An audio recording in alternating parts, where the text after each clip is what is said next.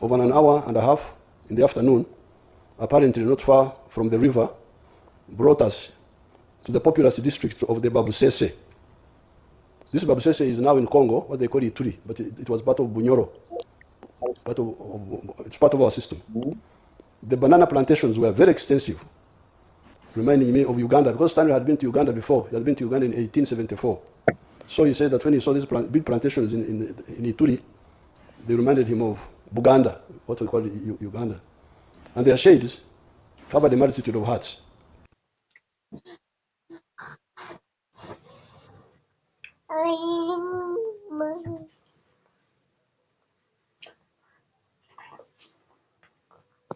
Millet and sesame, plots of sweet potatoes, occupied the outskirts of these plantations. And there was ample evidence round about that the land was thickly peopled and industrially cultivated. This is all in volume 1, page 298, in his book entitled In the Darkest. Voilà, donc vous avez suivi Museveni. Et si vous pouvez tapoter, hein, vous les gens TikTok, je suis avec vous, je suis là. Je vais montrer seulement Museveni qui était en train de dire que non, en 1880 quelques, ceux qui Bousséni, ceux qui Nini, c'était une partie de nous. Ituri used to be leur partie à eux. Bon, ça a changé comme ça. Même quand il dit, vous sentez qu'il n'est pas correct, mais il est en train de lire, voilà. La question que je vais poser à mes frères congolais, mes sœurs congolaises, vous qui vous prétendez être des patriotes, quand tu entends quelqu'un dire ça, dans la tête là, qu'est-ce qui se passe? Tu sais que ne dirige pas bien, c'est comme ça dans la tête, non, c'est comme ça, non, c'est pas vrai. C'est pas ça, c'est pas ça. Donc on vous manipule bêtement, permettez-moi le terme. Nous avons un problème sérieux d'abord, d'une armée qui n'existe pas. Et nous connaissons les causes qui font que l'armée congolaise n'existe pas. Les causes, c'est le brassage, mixage, intégration, l'une des causes majeures. En dehors de ça, les causes, la façon que Mobutu avait géré notre armée et comment ça a été conduit. Il y a eu beaucoup de causes qui font qu'il y avait un groupe de militaires qui était privilégié par rapport aux autres avec Mobutu, la garde civile, tout ça, vous connaissez, tout ça et consort, et la DSP, tout ça. Nous connaissons que l'armée n'a pas été une vraie armée. Et en Afrique, vous verrez, c'est la même chose dans tous les pays du monde dictateur. Beaucoup de gens avec l'armée, ils les font différemment. Le patriotisme a quitté l'armée congolaise, c'est devenu exactement un truc des affairistes. Ça, il faut d'abord, parce que quand vous voulez corriger, il faut venir chez Kalonji Mulumba. Nous devons corriger, voir les failles pour maintenant arranger, faire ce qui est bien. C'est ça mon travail. Et mon travail, c'est, Olivier Kalonji, j'aime ton patriotisme, tu nous encourages. Non, je ne vous encourage pas, j'éduque. Et si tu te retrouves là-bas, en tout cas, je suis content pour toi. Parce que ce sont des choses que tout le monde doit connaître. Maintenant, il y a ceci. L'armée n'est pas une bonne armée que nous avons. Vous avez compris ce que j'ai énuméré là. Les gens des CNDP, les gens des M23, les gens des RCD Goma, toutes ces histoires stupides qui existaient au Congo, et les gens des Jean-Pierre Bemba, les gens des Cécile Onosumba, il y avait des groupes, Roger Lumbala, il y avait plein de groupes, et tous ces gens-là sont entrés dans votre armée, ils ont commencé à faire des affaires. Il y avait ceux-là qui gardaient les intérêts rwandais dans l'armée congolaise.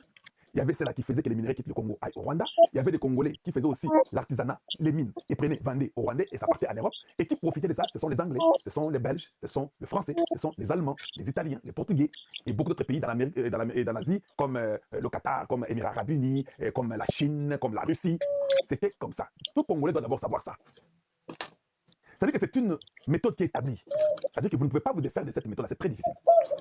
Vous vous rendrez compte que quand on parlait d'état de siège, quand les gens disaient que Tolingi était le CHT, ce n'était pas parce que c'était des Congolais partagés chez tout le monde. Dites aux gens, Bolanda Kalonji, il explique tout. J'ai touché les États-Unis. J'explique tout. Pour les États-Unis, je suis très content de ce qui se passe. Je vais vous donner déjà, d'ailleurs, je pense que c'est très bien. Et je ne pouvais pas dire ça comme j'avais été aussi, ou bien je suis parmi ceux-là qui ont donné des informations aux Américains. Je ne pouvais pas les dire que quand maintenant c'est public, maintenant je peux venir vous expliquer. Je vais vous expliquer aujourd'hui. Ça va très bien. Et vous verrez vous-même quelques réactions de quelques personnes et je vais vous expliquer pour donner un peu le lien. Mais ici, je fais un peu une récapitulation qui peut aider quelques individus qui ne comprennent pas. Alors, quand les Congolais disaient que non, Tolingi, état de siège, pas Tolingi, l'état de siège avait pour l'intention d'aller bloquer toutes les histoires illégales, les mines illégales, tout ça. C'était ça l'intention. C'est pourquoi vous avez vu que l'état de siège n'était pas strict comme l'état de siège que oui, vous voyez, dans le monde entier. L'état de siège dans le monde entier, même la nourriture, on vous amène la nourriture chez vous. Tout le monde, vous voyez même des films, non? L'état de siège, 18h, 16h, tout le monde est chez soi. L'état de siège, côté, la montée, comme ça. Vous avez compris? Donc, nous avons des députés, nous avons des Congolais du centre, des députés du centre, des députés de l'ouest, des députés du sud, des députés du nord et des députés de l'est, des traîtres, les gens de la très mauvaise qualité, bougie, comme je l'ai dit. Je suis très clair et dur et c'est comme ça. Parce qu'ils ont manqué de comprendre que le pays était plus grand que leur commerce à eux qu'ils faisaient. Ils ont manqué de comprendre que le pays dépassait les... On a changé tout le système de l'armée. Première zone de défense, deuxième zone de défense, troisième zone de défense, et région militaire, et puis régiment, et région. On a mis des bêtises inutiles pour tout embrouiller. Et j'ai compris aujourd'hui que l'armée à Congo, elle a plus dans la politique que même les politiciens. Avant Tshisekedi, le Congo était dans la guerre pendant 26 ans, 27 ans. Il n'y a aucun général capable de dire que moi j'ai la solution. Voilà ce que moi je vais faire pour que ça marche. Personne. Vous trouvez ça normal? Vous trouvez que nous avons des vrais militaires? Personne ne peut soutenir notre armée. Notre armée, elle est biaisée. Notre armée a été corrompue. Mais nous avons quelques éléments dans l'armée congolaise. C'est simple. Parce qu'il y a toujours, on dit,